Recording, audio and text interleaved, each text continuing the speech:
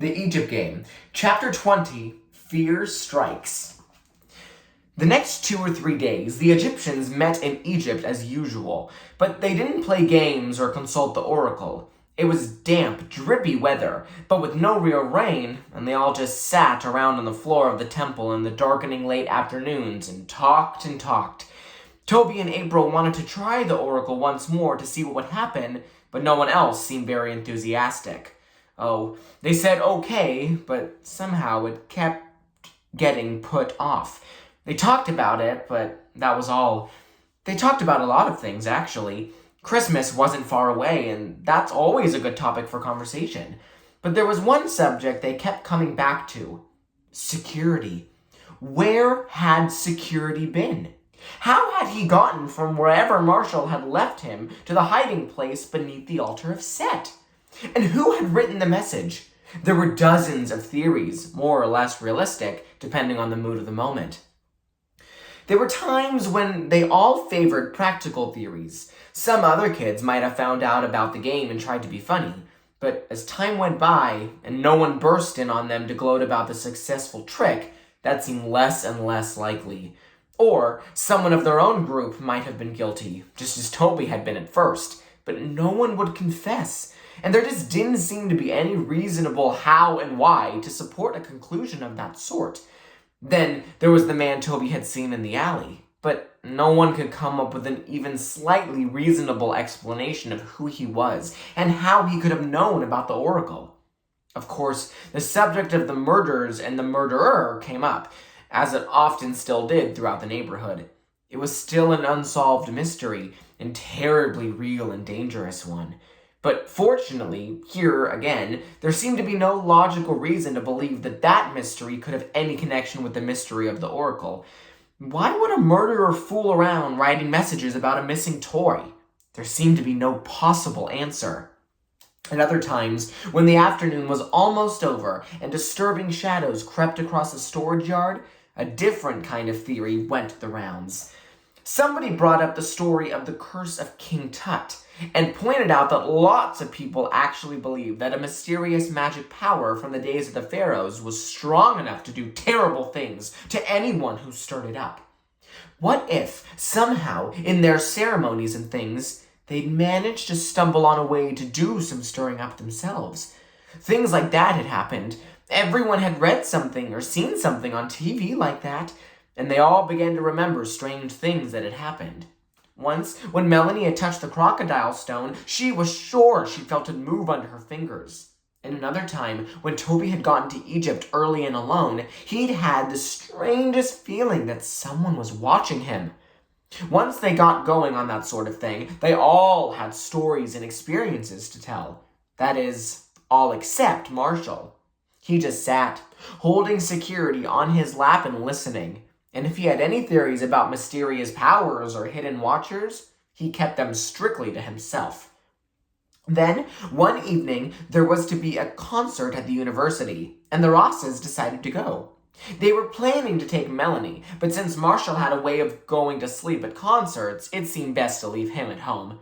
April had some homework to do anyway, and she agreed to come down and babysit until the Rosses got back. It was around 7:30 when Melanie called to say they were leaving, and April said she would be right down. It wasn't until she started to get her things together that she realized her math book was missing. She looked all over the apartment, but she couldn't find it anywhere. At last, she had to give up and go without it. When April got to the second floor, the Rosses were waiting for her in the hall. As soon as they saw her, they waved goodbye and got into the elevator. Marshall was standing in the doorway. "Hello," he said. "They said you were coming to visit." Marshall didn't like people to say babysit, but he didn't mind having someone visit him while his folks were away. So April took some time to make it a real visit before she started her work. They played a game of mousetrap, and April read aloud a short book about a hippopotamus. Then Marshall went back to something he was doing with a box and 2 orange juice cans, and April started her homework. It was just about then that she finally remembered what had probably happened to her math book. That afternoon, in Egypt, she put her books down on the edge of the temple floor, and Ken had been fooling around and knocked them off. He'd sort of picked them up when she yelled at him, but he must have left the math book on the ground. April sat there fuming for a few minutes, getting madder and madder at Ken. It was all his fault. For the first time in her life, she had been getting pretty good grades in math, and now her record was going to be ruined. All because of Ken. Mrs. Granger was terribly strict about getting assignments in on time. All of a sudden, she jumped up. "Marshall," she called, "do your folks have a flashlight?" When Marshall came back with the flashlight, she told him what she had in mind. "Aren't you scared?" Marshall asked. Now that he mentioned it, April had to admit to herself that she was. But being scared and chickening out were two different things. Being scared to do something had always made April more determined to do it than ever. Besides, if Toby could go down there all alone at night, so could she. "Me? Scared?" she said. "Don't be ridiculous." "Wait," Marshall said. He went to the bedroom and came out with his sweater and security. "Now, just a minute," April said. "You can't go. I won't let you." Marshall put his sweater on inside out, all by himself. "Don't be ridiculous," he said. "Your folks wouldn't like it," April argued. "I'll only be gone a minute. You're going to wait right here." Marshall was puzzling over his buttons, which were on the wrong side, and he didn't answer.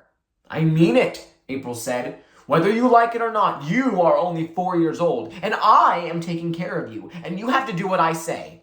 And I say that you are going to stay right here and—" Marshall gave up on the buttons. He picked up security and walked out the door into the hallway. He aimed himself down the stairs towards where the landlady lived. "I'll yell," he said. For a few seconds, April stared at him in silence. Then she said some things under her breath, and because there didn't seem to be anything else to do, she took Marshall by the hand, and they started out.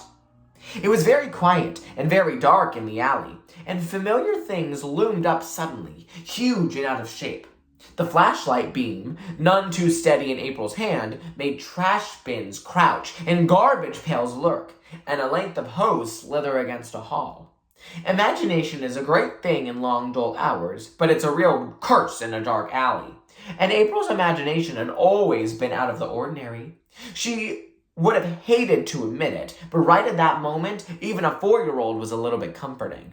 Especially a 4-year-old who could march steadily fast by a garbage can that had suddenly developed a hunchback and great lopsided eyes, even without even seeming to notice.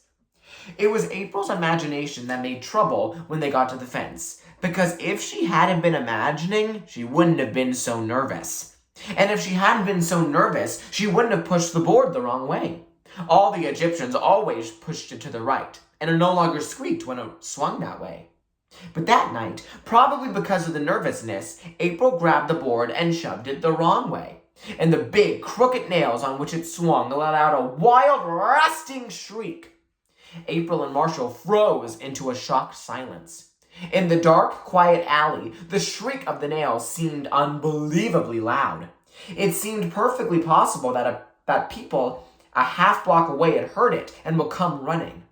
But a half minute later, and then perhaps a whole minute, and nobody came, and not a sound was heard. At least, not a sound that was loud enough to be sure of. There was something, a faint and faraway click, and then a dragging shuffle, so soft as to be almost entirely lost in the distant drone of traffic and the beating of a racing heart. Finally, biting her lip, April pushed the board the other way and shoved Marshall through. Then she handed him the flashlight and squeezed through herself. Inside Egypt, April didn't feel very much better. Ever since the unsolved mystery of the oracle, Egypt, although still fascinating, had ceased to be an entirely comfortable place. She went directly to the side of the temple where her books had been. "Marshall," she whispered, "shine a light over here. I can't see a thing." Marshall, for some reason, had turned around and was aiming the light in the opposite direction, on the wall of the professor's store. But at her whisper, he turned back. The book was right where she thought it would be, shoved partway back under the temple floor. She snatched it up, and with a hurried glance at the temple, where the 3 altars were only blobs of darkest black on a black background, she hurried back to the fence. As Marshall held the light on the right spot, April reached through, shoved the board to the right side, and squeezed out. She was holding the board open for Marshall when, out of the darkness and silence behind, something grabbed her with crushing strength, and big, hard fingers smothered the scream that sprang into her throat. In one terrible moment, April found that the shock of certain danger is almost always a battle cry. Twisting frantically, she managed to free her arms enough to reach for and grab the loose board that formed the door to the storage yard. She held on desperately, and the nails shrieked again as the board swung far to one side. For a fraction of a second, April's eyes, above the hand that gagged her mouth, caught a glimpse of Marshall, still standing just inside the fence, holding the flashlight and looking back over his shoulder at the wall behind him. "What's wrong with him?" she thought frantically. "Why doesn't he scream for help?" The board was slipping slowly from April's straining fingers, and the arm around her chest was forcing the air from her lungs, when suddenly, from inside the storage yard, there was a splintering crash and a strange, hoarse shout. "Help!" the strange voice rasped. "Help!"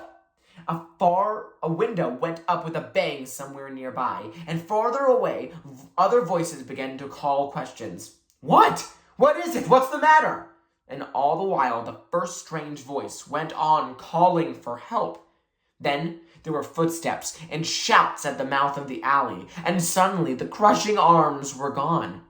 When the rescuers arrived a moment later, they found April lying on the ground and Marshall squeezing out to meet them through the fence. No one else was there, and the only sound was the rasp of April's breathing as she struggled to force air back into her lungs.